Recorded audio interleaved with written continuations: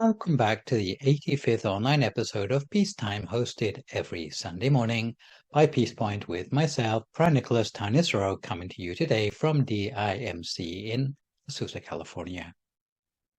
In the previous session, we looked at the Kupra Jataka, and today we continue on our journey through an anthology of the most important suttas from the Buddhist scriptures to look at the Pāyāsi Sutta. I estimate today's session will run to about an hour and 10 minutes with a 30-minute break halfway through for some meditation. So as usual with our chosen sutta, we will work our way through the sequence of sources, sutta name meaning, interlocutors, place names and timing, backstory and overview before looking at the main body of the manuscript itself, the outcome of the teaching, and some of the issues the sutta raises. So this time we are returning to one of the longer suttas in the form of what's known as the Pāyāsi Sutta. It is referenced D2316 or DN23. Today we'll be using Maurice Walsh's Wisdom Publications translation. For interpretation of the sutta, I have referred to the Venerable Detatua's 2003 book, Khao Bai Yu Ne Chai, and also Pia Tan's Dhamma summary. Furthermore, one contemporary scholar, Stephen A. Evans, has explored the Pāyāsi Sutta, interpreting it as a polemic against scientific or empirical attacks on the core Buddhist concepts of karma and rebirth. So it explains why it is inappropriate to look for proof for spiritual values, moral categories, and intuitive realities by empirical means. The reason it's called the Pāyāsi Sutta is that it's addressed to a certain prince who is called Pāyāsi. So the Pāyāsi Sutta means literally the discourse to Pāyāsi. So turning to the people who appear in the sutta, first we have Pāyāsi, who is a prince or chieftain, in the Pali termed Rajanya, delegated to govern a certain outlying town by King Pasenadi of Kosala. King Pasenadi was, like King Bimbisara, who we met in the Samanyapala Sutta, one of the Buddha's main royal supporters. But Prince Pāyāsi was rather less faithful than Pasenadi. Although he had a strong interest in spiritual matters, he also had a lot of wrong beliefs and a very negative worldview. Pāyāsi believes that there is no world other than this, no fruit of actions, and no rebirth. In other words, he rejected the notions of karma and rebirth, two basic Buddhist teachings. Pāyāsi was probably still young and had not personally met with the Buddha during his lifetime. He rejected the Cartesian dualist account of the body-mind relationship. Pāyāsi was rather like a proto-scientist on account of his various lines of argument and purported experiments. After his death, he gets to return as a low-level angel called Sarisaka.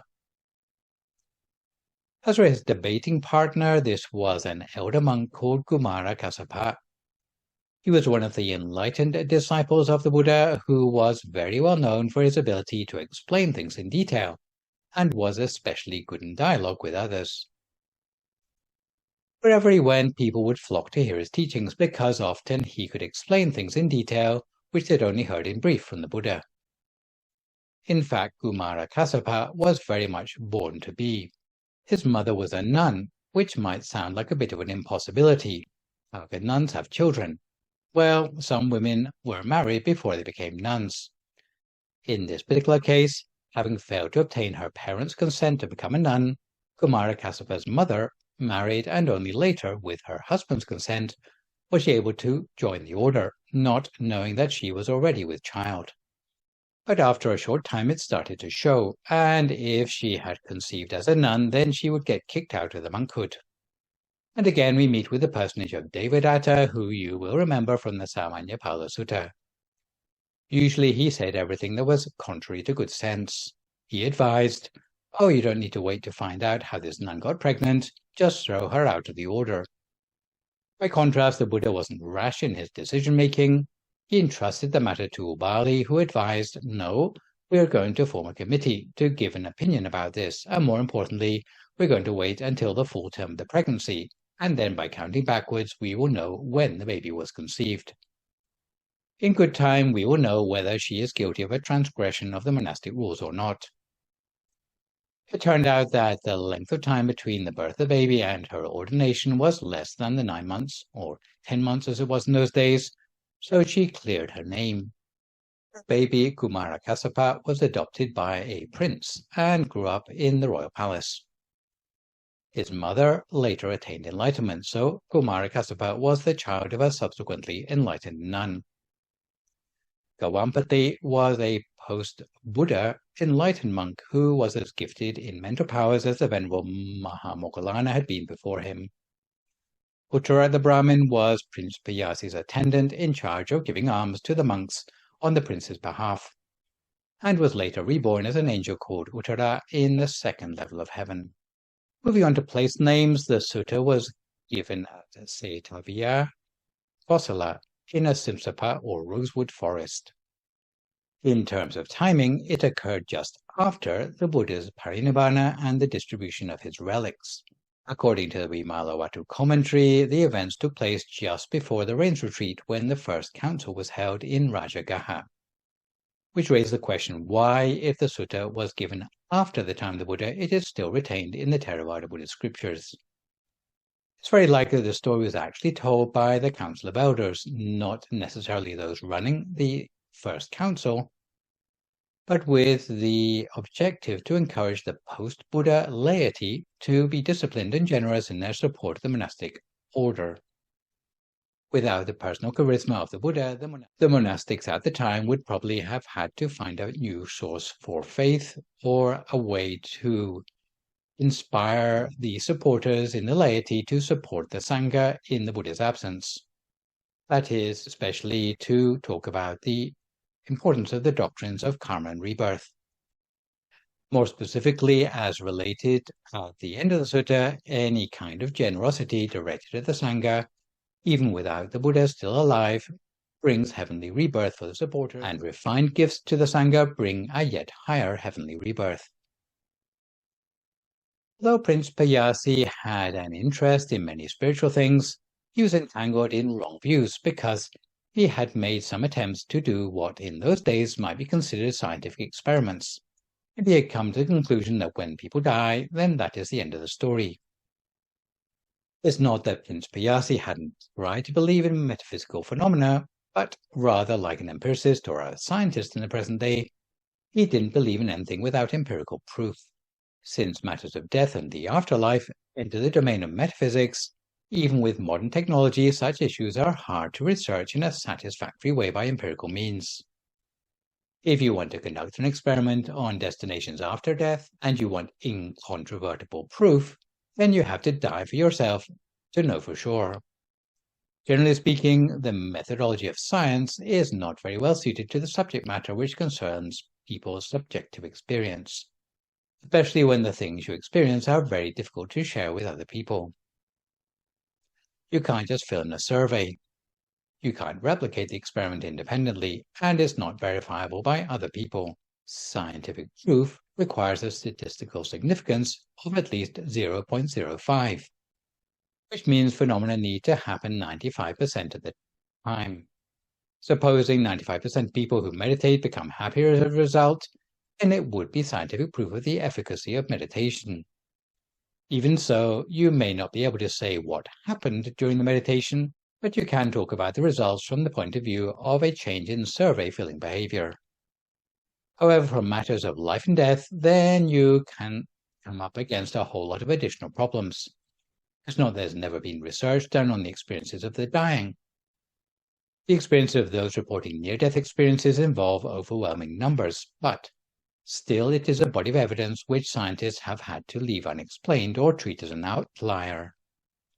However, from the account of Prince Pāyāsi, it would appear that he was not afraid to try to apply scientific methodology to metaphysical issues. And he also wasn't constrained by ethical standards for humane clinical research either, a little bit like the illegal experimentation conducted in the Second World War in concentration camps. So turning to paragraph 1, Kumara Kassapa happened to be passing through the fiefdom where Prince Pāyāsi governed. When Prince Pāyāsi looked out of his castle window, and saw the people flocking to hear teaching from Kumarakassapa, he too wanted to debate spiritual teachings. He had a lot of questions on his mind which he'd been saving up already for a long time, about things concerning right and wrong view. Pāyāsi meets with the elder Kumarakassapa, who is staying at the Simsapa forest outside Setavia, and proceeds to debate about Pāyāsi's worldviews. So before we go any further, it is important to define what is meant by right and wrong views in Buddhism. A set of 10 specific views is derived from the Apannaka Sutta of the Majjhima Nikaya. Sadly, these ended up as no more than a footnote in Paul Fuller's 2004 book of the 250 pages about the notion of ditthi in Theravada Buddhism. Fortunately for successful spiritual practice, our main teacher in Thailand, the Venerable Tachiwo, drew particular attention to these 10 in his book Kalpa Yune Jai, which I will summarize now so that you know what you're looking for. First category relates to views concerning sharing, where right view means believing that generosity is fruitful, namely in releasing the giver from the clutches of stinginess and selfishness. Having such a core value about the world reinforces the mutual compassion between the giver and the receiver. Second category relates to views concerning welfare work, where right view means believing that social welfare is fruitful, which will help to release the giver further from the clutches of greed. Having such a core value about the world widens one's compassion towards one's fellow man. The third category relates to views concerning the honoring of virtue, where right view means believing that respecting those worthy of respect is fruitful, which will help recognize and celebrate those who exemplify good behavior in society. Fourth category relates to views concerning the outcome of good and bad deeds a person has done, where right view means believing our choices and actions count for something, namely, that sooner or later the consequence of the actions we have done will catch up with us for sure. If the actions have been unwholesome, then so will be the consequences. If the actions have been wholesome, then so will be the consequences. The fifth category relates to views concerning the reality of the present existence, where right view means believing that this world exists, or this world is of great benefit because the world is eminently suitable for cultivating good deeds. However, our time in the world is limited, therefore, we need to use our time to the full, intelligently and efficiently, in order to make the most of our lives. Sixth category relates to views concerning the world to come, where right view means believing that there is an afterlife, or to put it another way, death is not the end of the story.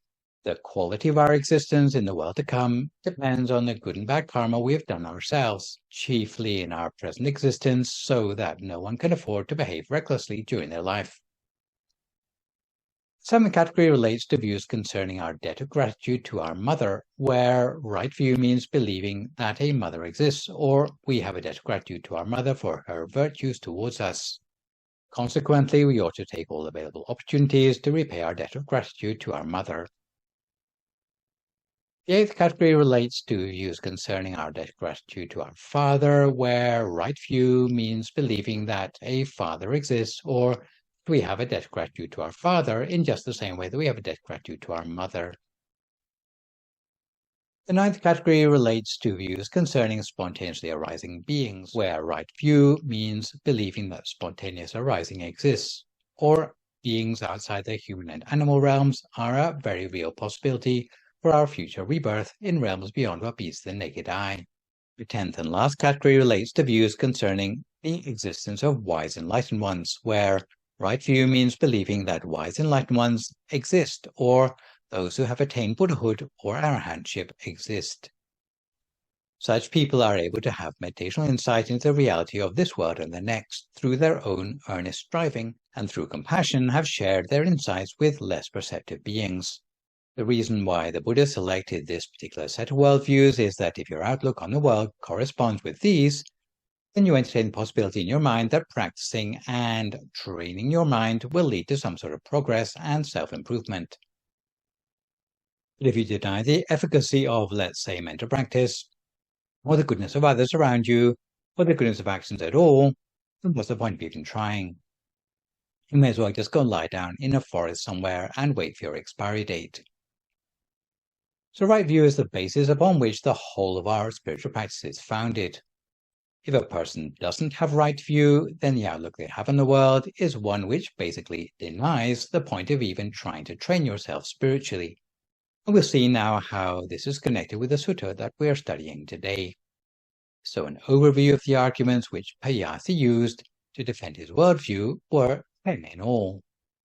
At the beginning, he denied the existence of other non-human worlds. Then he went on to insist that no one who had died and purportedly gone to hell, the first or second level of heaven, had ever returned. He tried to deny the testimony of those endowed with the divine eye. He questioned why good people don't commit suicide to go to heaven faster. He questioned why life force cannot be seen or weighed. He searched for the seat of the soul in living and deceased bodies. Finally, he suffered from extreme dogmatic intransigence. To dismantle Prince Pāyāsi's wrong views, Kumarakassapa deployed refutations in 10 stages, running to a total of 15 parables in all. When Prince Pāyāsi went to visit Kumarakassapa, the first thing he did was to state his wrong view that, and here we're looking at paragraph 5, he says, there is no other world, there is no spontaneously born beings, there is no fruit or result of good or evil deeds. So in refutation, Kumarakassapa asked Pāyāsi, in further down the same paragraph, whether he believed in the existence of other worlds, as in places outside of what you can see with the naked eye.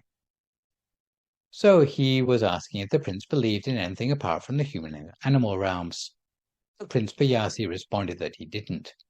So just to start off with, Kumarakassapa asked, well, what about the sun and the moon? Those are not human worlds, but are they not worlds that you believe in? So immediately he was setting himself up to deconstruct the argument by putting Prince Pāyāsi on the philosophical back foot. Next, Prince Pāyāsi continued with a second argument, saying, but I have reasons not to believe in the existence of the hell realms. So Kumarakassapa asked, and here we're looking at paragraph 6, what proof do you have that hell doesn't exist?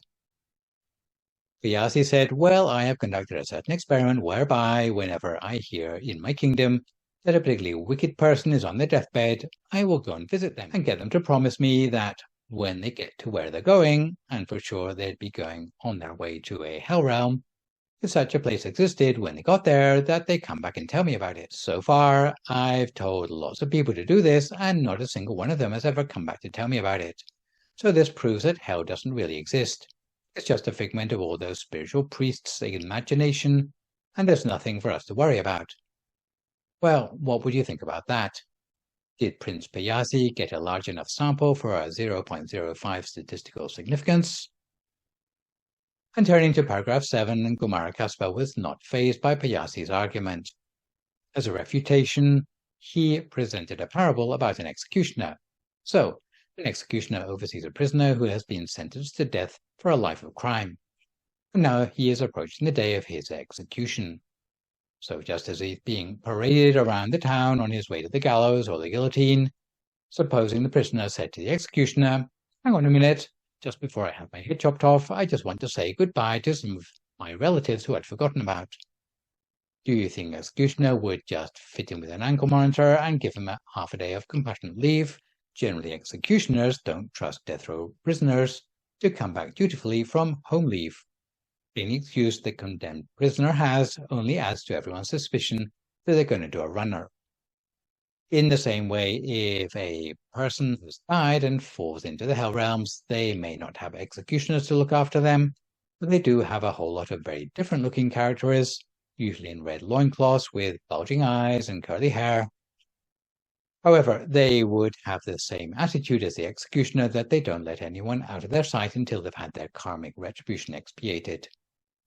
So not all the variables have been controlled for in this experiment, certainly not enough to draw any conclusions from about whether hell really exists or not. So Prince Pāyāsi pivots to embark on his third argument, that is, that the first level of heaven doesn't exist. Again, Prince Pāyāsi cites scientific proof, which in this case is research data that he has collected himself. Whenever any people of relatively good conduct are on their deathbed in his kingdom, so these are the people who maybe didn't keep the 5 precepts all their life, but they didn't really do anything bad. So here we're looking at paragraph 8. So those with the expectations that when they die, they ought to go to some sort of better place, but maybe not a particularly good place, somewhere like the first level of heaven, which is known as Jatu Maharajika. He would whisper in their ear as they were dying that if heaven really exists, please come back and tell me about it. So after telling a few hundred people to get his significant sample size and extracting a deathbed promise, he waited for a reasonable length of time, but not a single person came back to visit him, not even visitations in his dreams. Consequently, he came to the conclusion that, just like hell, the first level of heaven must just be a myth made up by monks who want to trick their congregations into spending their lives doing good deeds. So turning to paragraph 9, in refutation, Kumarakaspa gives a parable to illustrate the real nature of heaven for the people who, even though they might have wanted to come back to tell Prince Pāyāsi all about it, failed to do so. The parable in this case was a parable of a person who had been rescued having fallen in a cesspool. The cesspool in this case being compared to the human realm, so a nasty, dirty place with an unpleasant odor, which if you can manage to escape into a beautiful existence, which is that of the heaven realm, the likelihood of willingly returning to that nasty, smelly human place is very unlikely. So for anyone finding it hard to imagine this, you might think of the scene in the 2008 movie Slumdog Millionaire. Just as a person who has fallen in a cesspool has been helped out by their friends and has been washed, scrubbed down, perfumed and given a new set of clothes, it isn't very likely for them to want to climb back into the cesspool again for the sole purpose of telling Prince Pāyāsi how nice it is once you get out of it. So in Buddhism, any angels would definitely have to hold their nose to revisit the human realm, and generally they would not come back at all unless there is a prospect of gaining very serious merit as a result of their return. Consequently, Prince Pāyāsi pivots to argue the non-existence of the second level of heaven. The second level of heaven, known as Dhamma, is a place where you need to have kept the 5 precepts in order to get there. Again, Prince Pāyāsi cites scientific proof, which in this case is research he's conducted himself. Whenever any people established in the 5 precepts were on their deathbed in his kingdom, so here we turn to paragraph 10, he had got them to promise him to come back and tell him if the second level of heaven existed. But since no single person returned from their second level of heaven, Prince Pāyāsi concluded that such a heaven realm was nothing more than a myth. So here we turn to paragraph 11. Kumarakaspa again has his parable for the prince who makes return visits problematic, which in this case is a thing about relative timescales, as 1 day and 1 night in the second level of heaven is equal to 100 years in the human realm. So if a new angel was a little bit forgetful and forgot Prince Pāyāsi overnight, then Prince Pāyāsi would already have passed away because a century would have passed in the human realm. It's almost like the human realm is at the center of a spinning wheel, but that all the other heavens and hells are at the rim of the wheel, which are spinning in time at a much faster rate. Kumarakaspa continued by explaining why conclusions about the heaven realms are impossible to make unless one has attained the divine eye or Dipajakku. Kumarakaspa explained that it's rather like a person who's been blind from birth, denying the existence of color. If a person is unable to see, and here we're looking at the latter part of paragraph 11, then they cannot claim to be a better witness than other people who can see perfectly well. In the case of the heaven realms, it's like a blind person trying to claim that they know more than those who have developed the inner eye of wisdom from meditation, who are able to see the existence of the heaven realms firsthand. Why should they take the testimony seriously of someone who can't see like they can? As there are many enlightened people in the world who have been able to verify the existence of such places through the power of their meditation, it's not the case of one person's word against another, but Pāyāsi would need to examine the credentials of his so-called expert witnesses especially their level of virtue. So, as we have refuted the first 5 of Pāyāsi's arguments, let's take a break halfway through and settle ourselves for 30 minutes of meditation, which today is a recent recording of a meditation entitled The Founder of Our Meditation Lineage. If at this time you would like to find a comfortable sitting position for yourself as you listen to my guidance.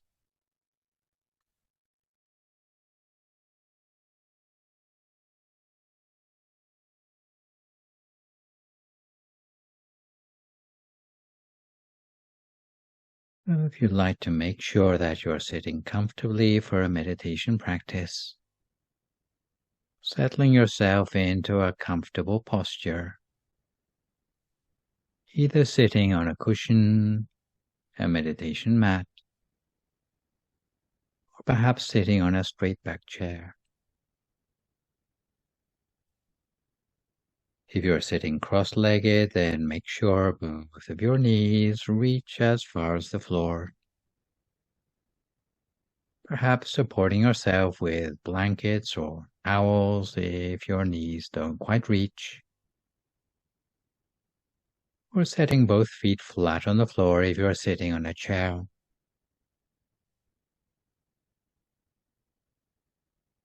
So start out with a stable tripod-like posture, and in this way, you can bring your spine up nice and tall in order to re-energize yourself.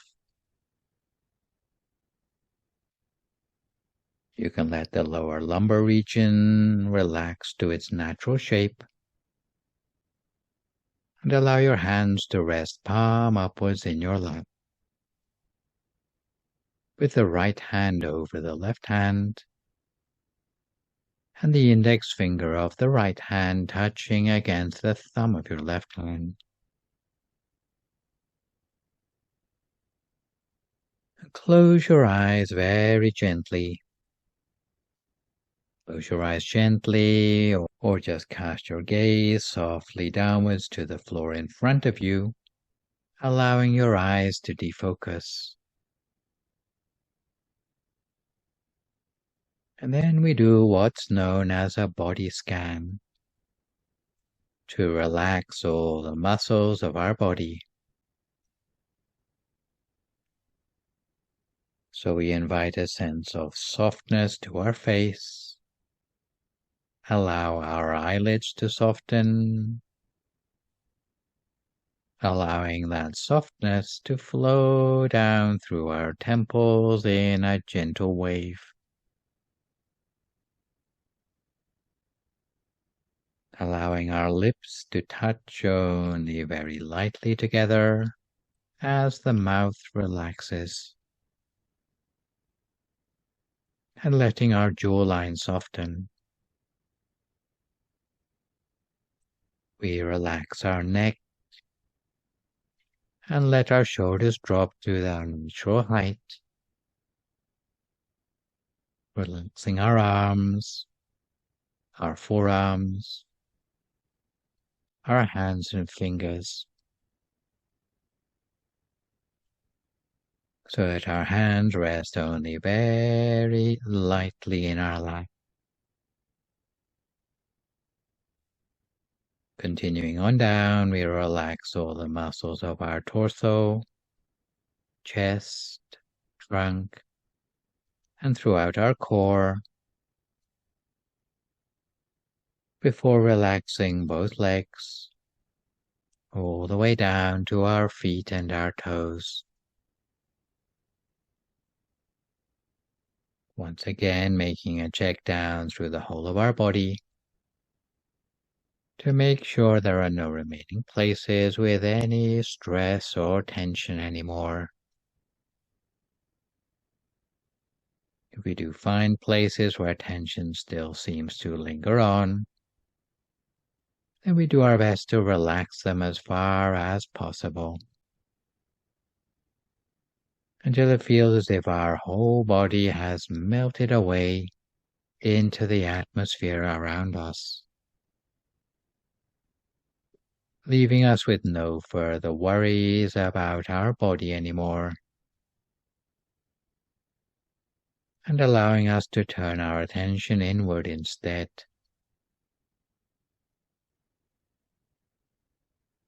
So we let our attention gently peel away from the outside world.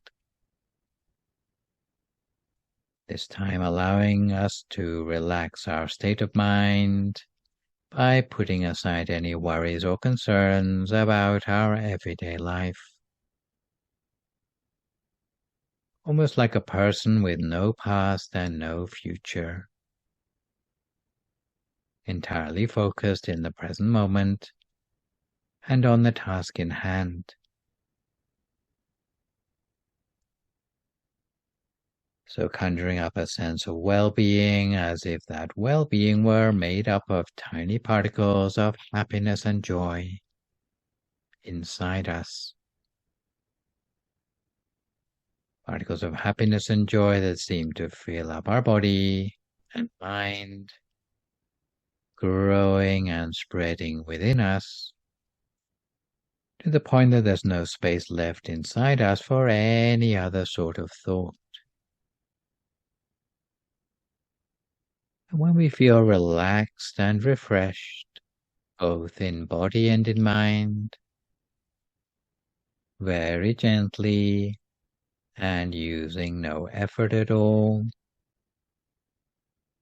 we can imagine that the whole of our body is nothing but an empty space or a hollow cavity with no organs or tissues, no muscles or bones. Or inside you, you might imagine that your whole body has been transformed into a sort of transparent bubble with nothing on the inside. And when you're ready, again, very gently, using no effort at all, you might cast your mind back again to that imaginary picture of a bright, shining sun, which we had a few moments ago. Maybe yellow or golden in color, white or red. It doesn't really matter. And not being put off if the actual picture is not as clear as you normally see it with your eyes. Even if it's vague, accept it anyway. And there may be some people who feel the warmth of the sun but don't actually see it. Again, you can use that tactile sense of warmth as the object for your meditation. And in this case, we allow that bright picture or that feeling of warmth to make its way gradually downwards inside the space of our body. Almost as if we were gradually breathing it down inside us to the deepest point of our breath, or gently swallowing the object down to the very pit of our stomach. Once the bright object or the sense of warmth reaches that point in our abdomen, there's no need for us to move the object anywhere else anymore. We gradually and gently maintain it with a feather-light touch at the very center of ourselves. If we find our awareness wandering away onto other things, whether it be sounds or distractions around us, each time we realize, we simply bring our attention back again to the center of the body as before. If the inner object disappears, then we can conjure up a new one, and we don't let it be a big deal. When we're new to meditation, we find our mind wanders quite often. But each time we notice its absence, we simply bring it back and it'll become a little bit easier to keep it in place the next time round. Until before long, we'll find that our awareness is spending more time centered than it does wandering. At which point we'll start to have an intuitive feeling of the mind being able to stay at the center of the body, almost by second nature. And to help create a space between yourself and your thoughts, we can tap into the still small, silent spaces between the thoughts. If thoughts return, we do our best to ignore them. But if ignoring the thoughts proves ineffective, we can make use of that traditional mantra instead, using the words Samma Arahang, Samma Arahang, Samma Arahang, or any other affirmation of your own that you prefer to substitute in. The more you repeat the mantra, the deeper those words will lead you toward a sense of purity in the mind, helping you to free your mind of thought. As those words resonate within your heart, within every cell, every fiber of your being, the mind will become more settled within you. So we continue in this way, lightly and gently, just for a few more moments now in silence, until we come to the appropriate time.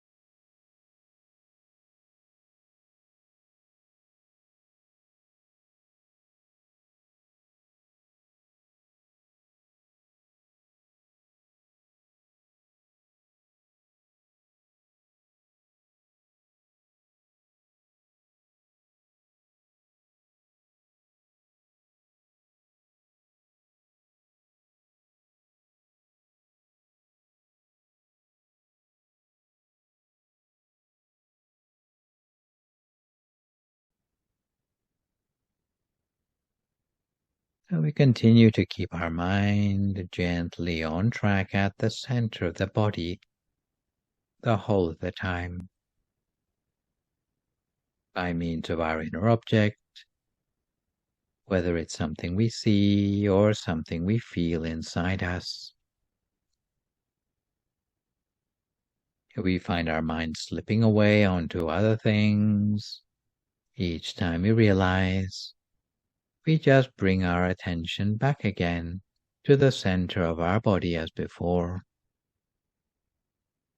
If the inner object disappears, we can conjure up a new one,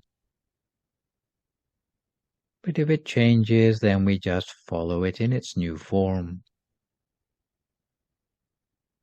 At the same time, we try to keep the mind free of thought, either by ignoring any thoughts that arise, or by making use of the mantra as a way to run interference on those random thoughts. Especially today, as we find ourselves at the tail end of the annual celebration, coinciding with the full moon day of the 10th lunar month, when we like to think back to the anniversary of the rediscovery of our meditation lineage back in 1916 by a monk that many of you are familiar with, from the big black and white photo displayed prominently around our temple branches. So going back to the early 1900s, although the scriptures were still widely studied in Thailand, but the practice of meditation had slipped into disuse and was poorly understood.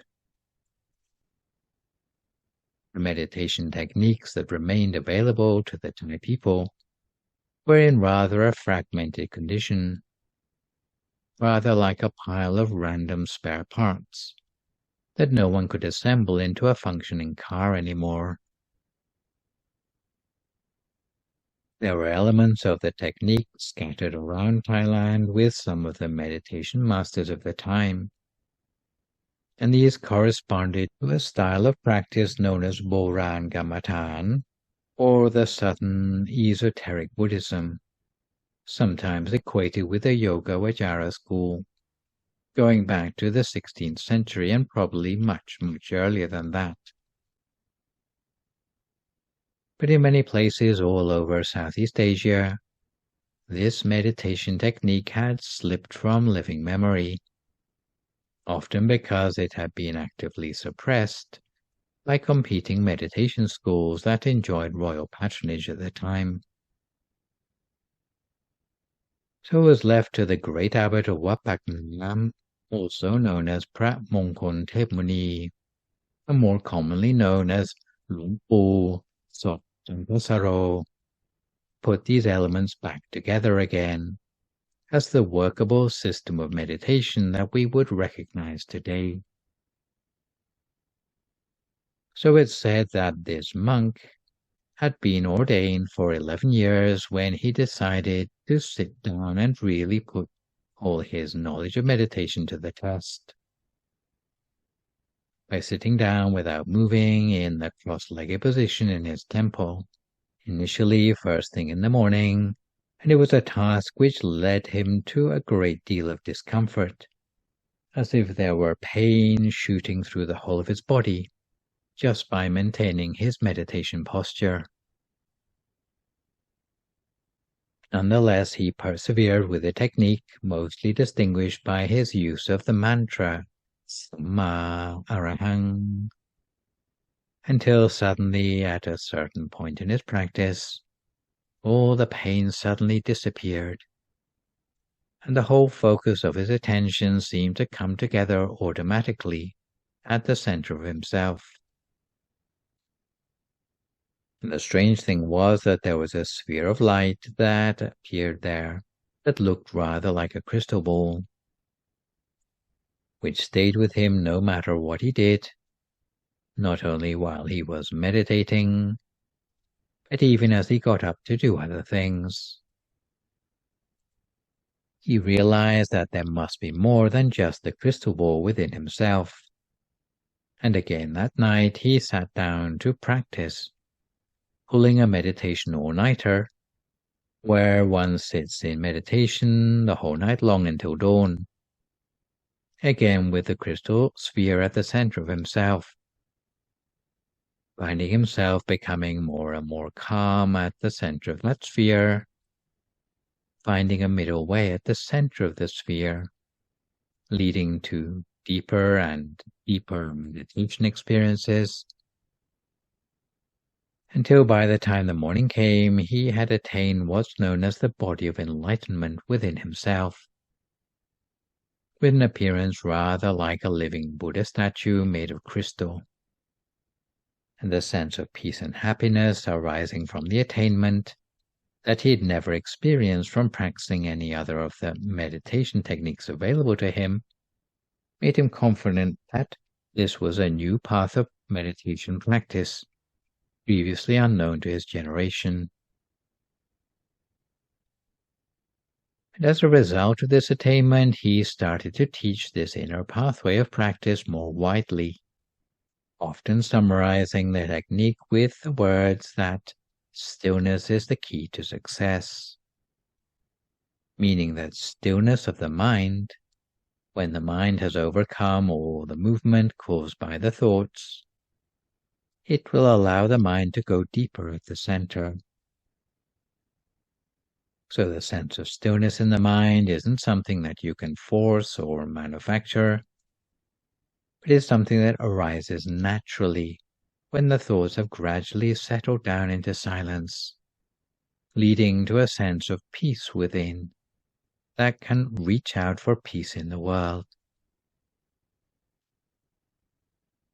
And since the great abbot was quite ambitious with his practice, meditating seriously, and encouraging his students to do the same, reaching towards the subtle truths of the universe through the practice of what's known as meditation research. In this connection, he is famous for setting up a meditation workshop in his own temple of Wat Phra, where there was perpetual meditation by dedicated teams, 24 hours a day. A place where monks and nuns could gather together in order to research meditation in shifts, meditating as a team to unveil the mysteries of the universe. As a result of these innovations by the great abbot, he hoped not just personally to reach an end of suffering, but to end suffering at its source, for the benefit of all living beings, by vanquishing what are known as maras, or the factors in the subconscious that create the suffering in the first place.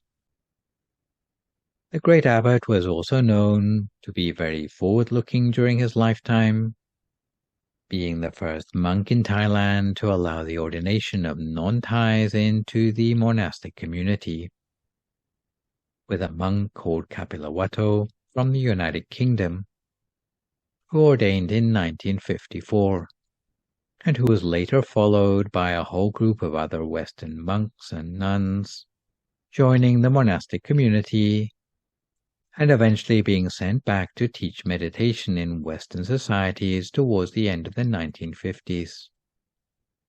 So reflecting on the roots of our own tradition in this way, as we continue to apply our mind lightly and gently at the center of the body, we follow on with our own practice for a few more moments in silence until we come to time for some loving kindness meditation.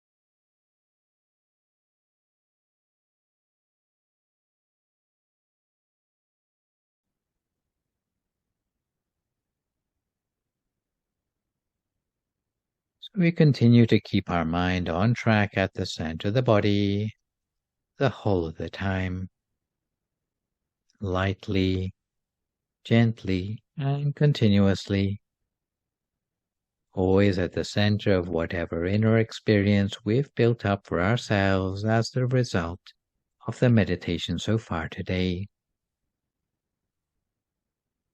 We allow all the positive energy accumulated from our meditation to expand outward from our center, along with that peace energy, softly expanding outward as loving kindness, initially toward ourselves, with a sense of compassion for ourselves, a sense of going easy on ourselves for a change, wishing ourselves to be free of suffering and to know only happiness. Before expanding that sense of peace energy further beyond ourselves, outwards into the room around us, wider to the whole building, the whole neighborhood, to all the living beings around us without exception. Expanding peace energy outwards to all those living beings with the wish that they be well and happy, free from suffering, live together in peace and harmony. And we extend a tide of loving kindness further outwards to the whole of our city, cleansing away all negativity in its path, reaching out to the whole country, and expanding further still until it reaches the whole of the world in all directions all around, outwards into the universe, extending that sense of positivity and peace energy to every place, with the wish that all beings be well and happy, enjoy happiness, success, fulfillment of all their wholesome wishes, to be free from harm or danger, from suffering and disease, to be free from conflict or negativity. We can extend our loving kindness toward particular loved ones or those who we know are going through difficult times by holding them dear at the center of ourselves. We might extend loving kindness towards those for whom we feel a particular debt of gratitude, to those still living, or even those who have already passed on. We might even think back to the great abbot of Wat Phra Nam, who rediscovered our meditation technique with a sense of gratitude, extending positive energy as we continue to bring this meditation lineage to a new generation for the last few moments of our practice together.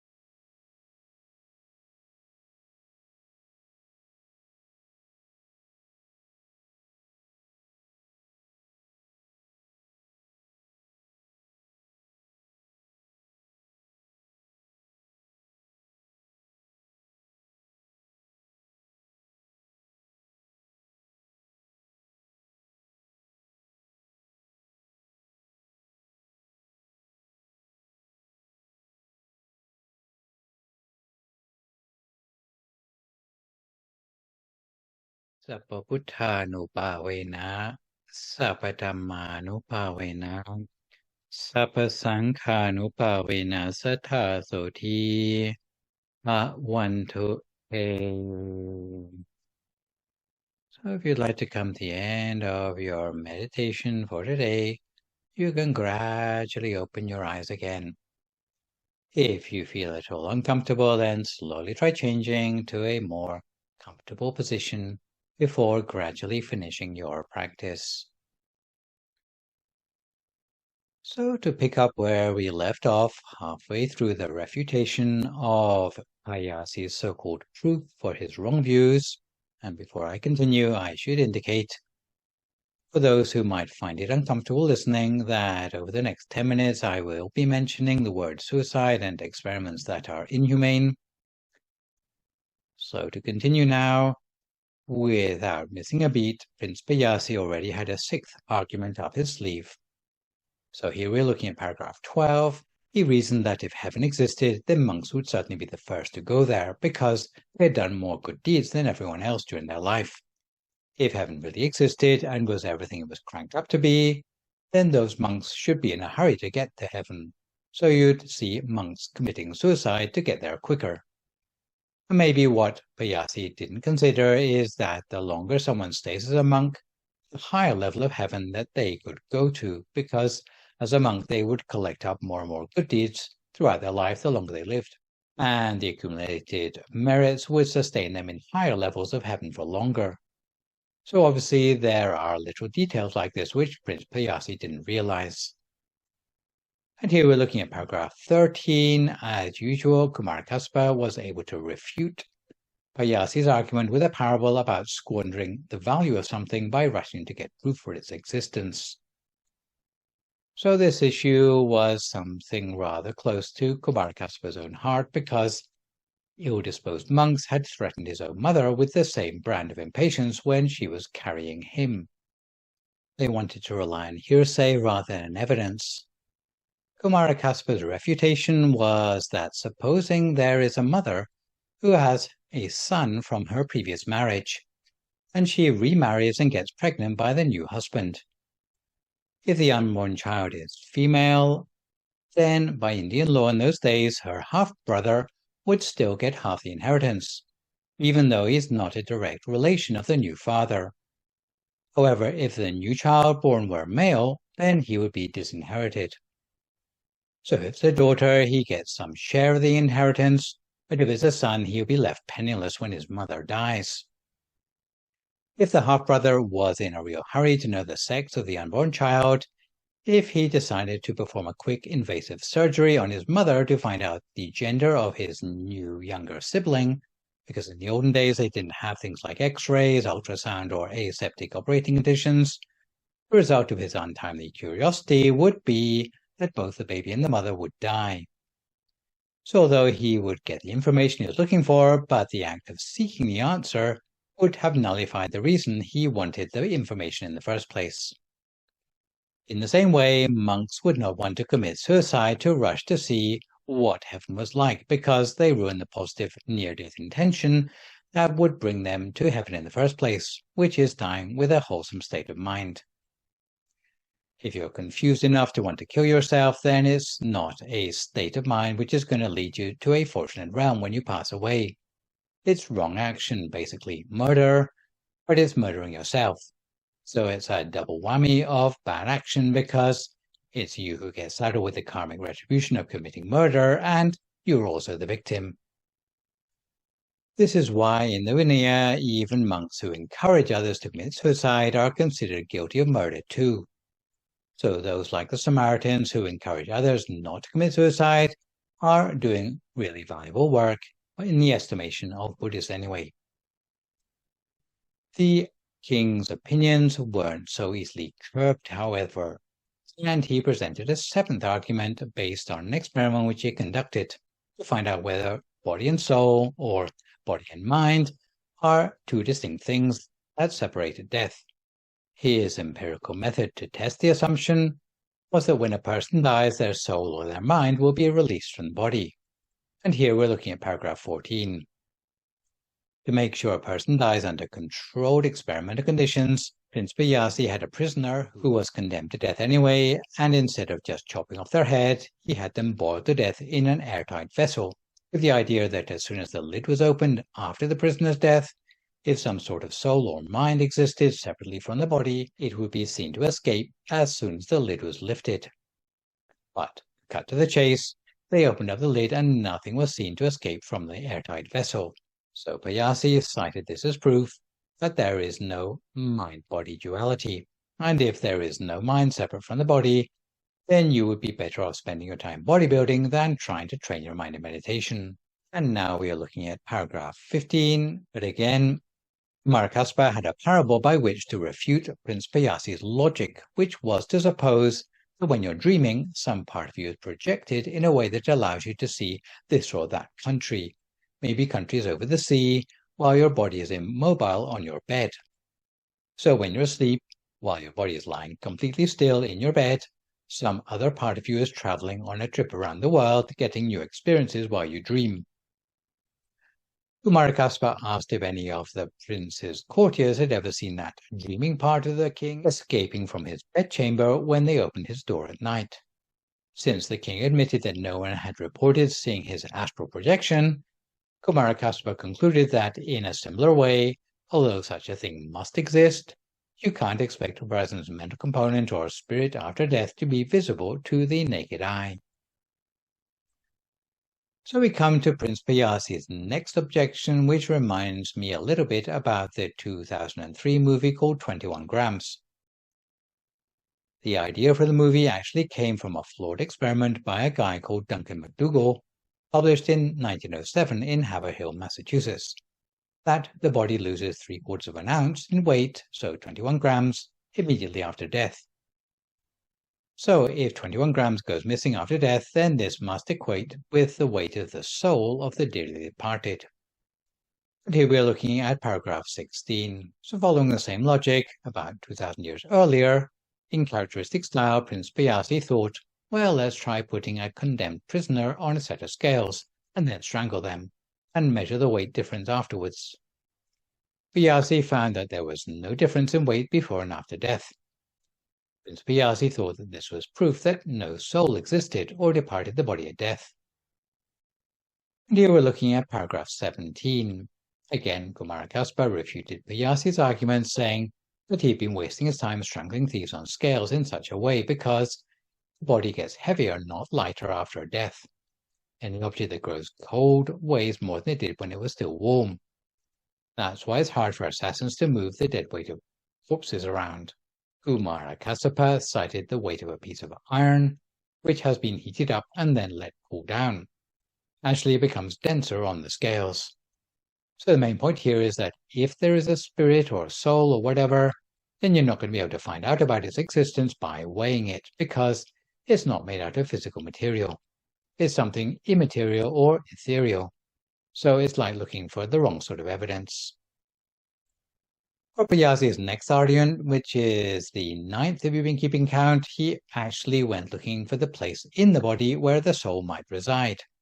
And here we're looking at paragraph 18. So first using a cadaver and later a live subject, he performed a dissection, removing body organs piece by piece, trying to locate the seat of the soul in the body. So maybe it's in the heart, maybe it's in the brain, but even by such a process of elimination, they found they'd removed all the remaining organs of an unfortunate prisoner's body, and they still couldn't find the place the soul relied upon. So here we're looking at paragraph 19.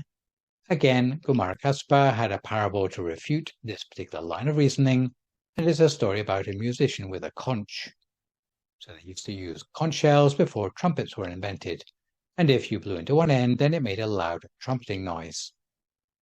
So said musician went into the middle of a jungle where no one had ever been to the seaside before with his conch, and he blew it once and then put it on the ground and went away. All the tribal people came out and they looked at the conch and they rattled it and they turned it upside down and they tapped on it, but they couldn't find out where the sound had come from, because it was not self-explanatory how the sound and the conch were related.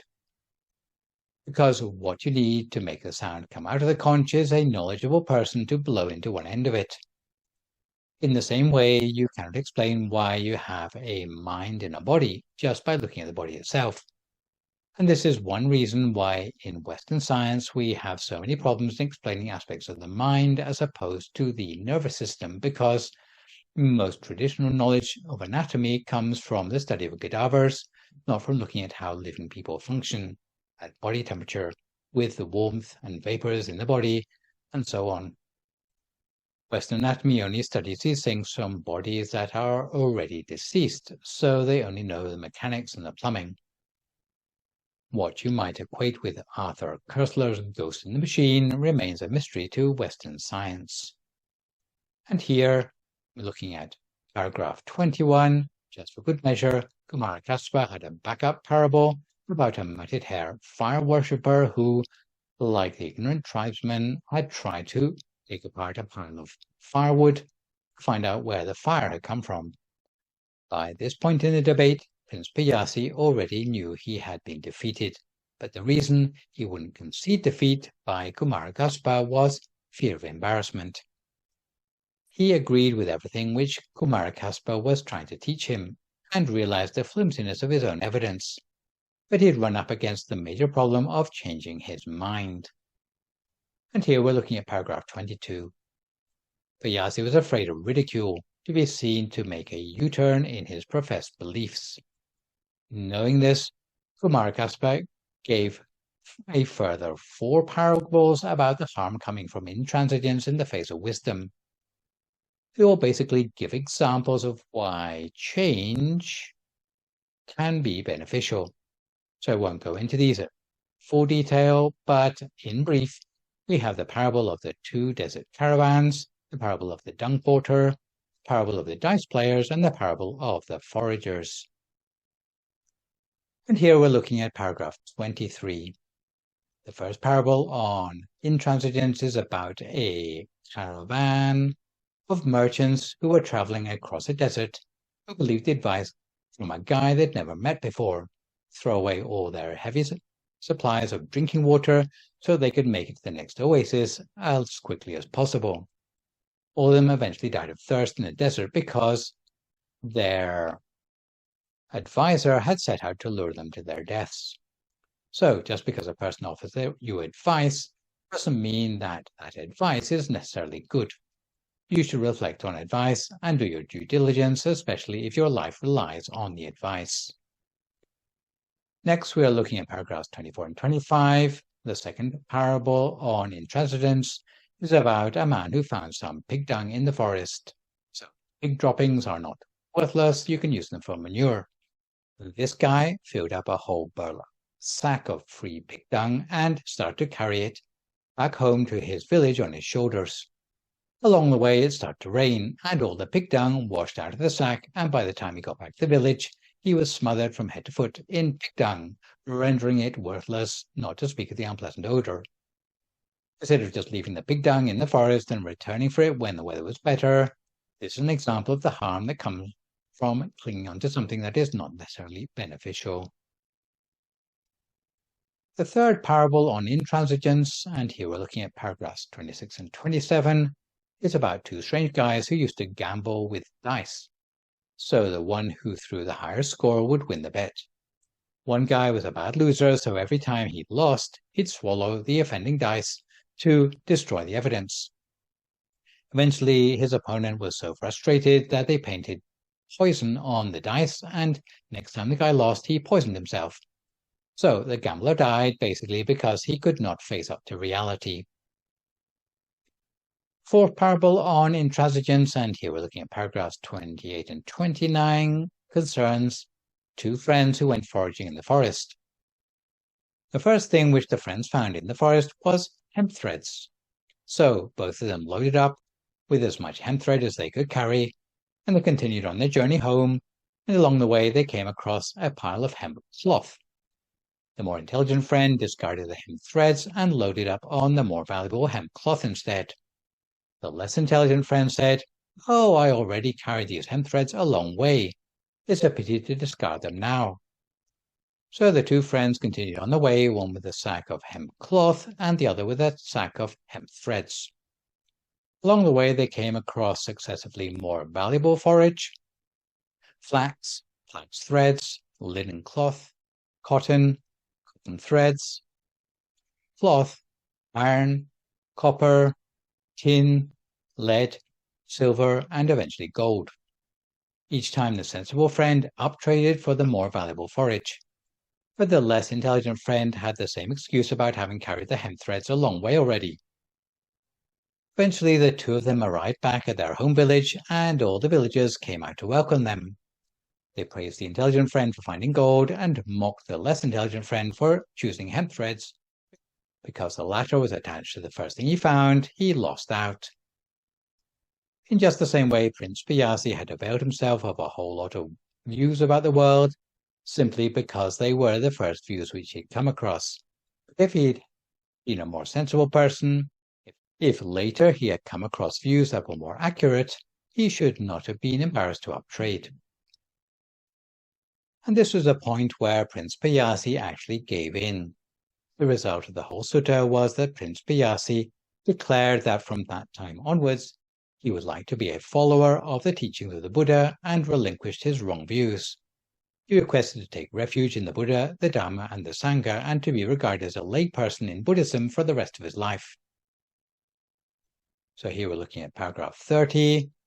Part of what Pāyāsi did in support of Buddhism for the remainder of his life was to delegate one of his attendants, called Uttara the Brahmin, to organize food in support of the monastic community. So here we're talking about paragraph 32. When Uttara organized food himself, he made sure it was of the finest quality. When Pāyāsi organized it himself, it was of mediocre quality because, although Pāyāsi understood that generosity was a good thing to practice, he didn't offer food out of faith, unlike Uttara. The result was that at the end of his life, Pāyāsi was born in the first level of heaven as an earth sprite or Pumadeva, with a mansion called Sarisaka near a tree, where the sprite had the duty of guiding desert travelers. Meanwhile, his attendant, Uttara, was born with a huge 120-mile-high heavenly mansion in the second level of heaven.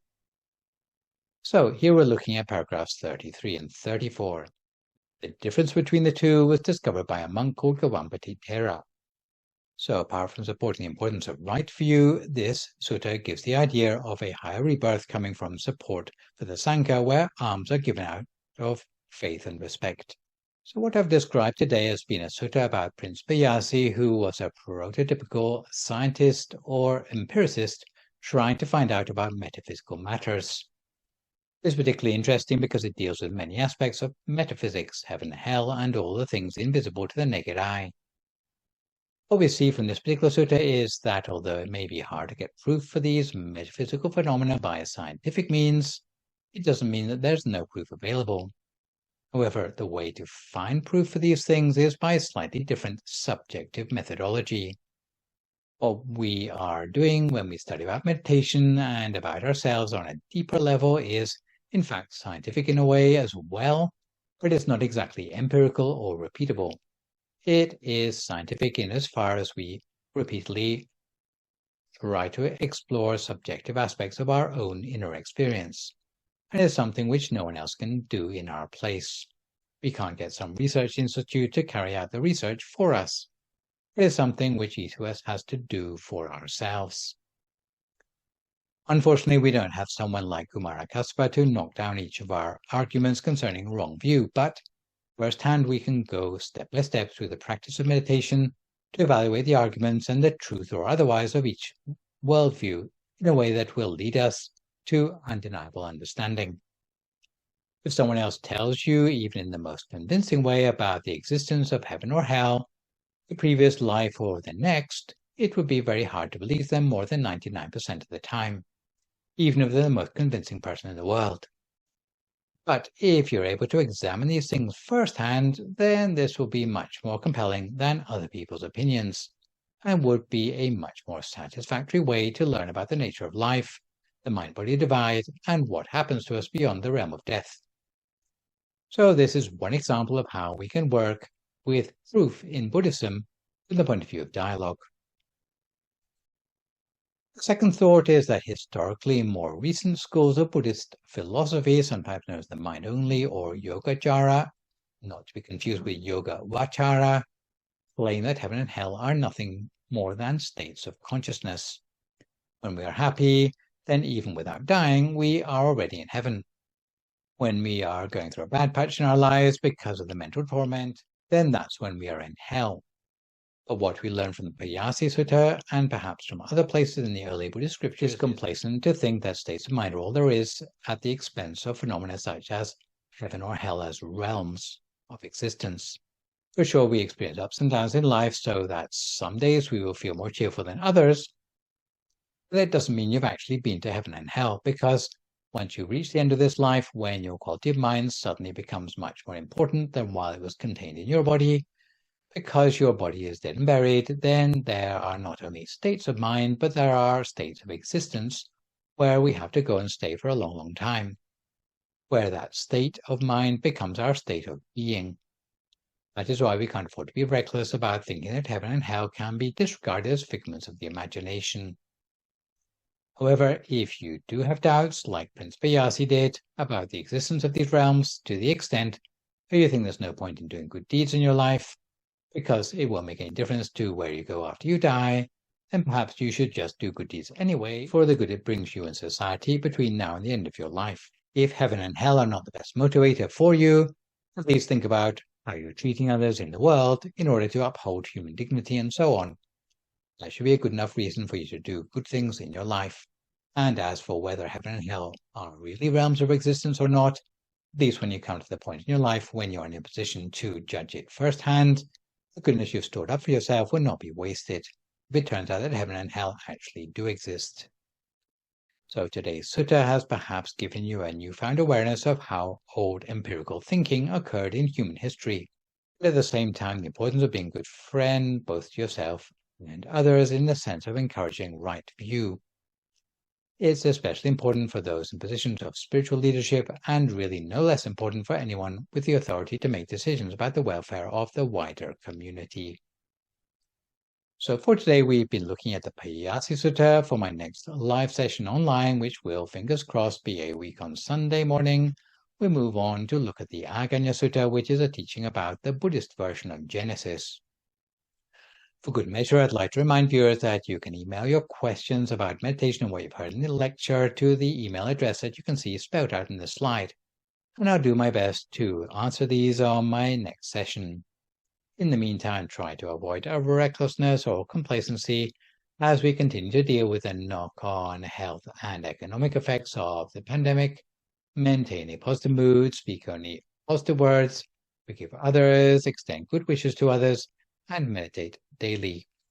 Hopefully, as a result of today's session, you will be able to cultivate right view and not be fooled into thinking that science has the answers to everything. So, this is me, Phra Nicholas Thanissaro, signing off for now. So long, folks, and stay safe.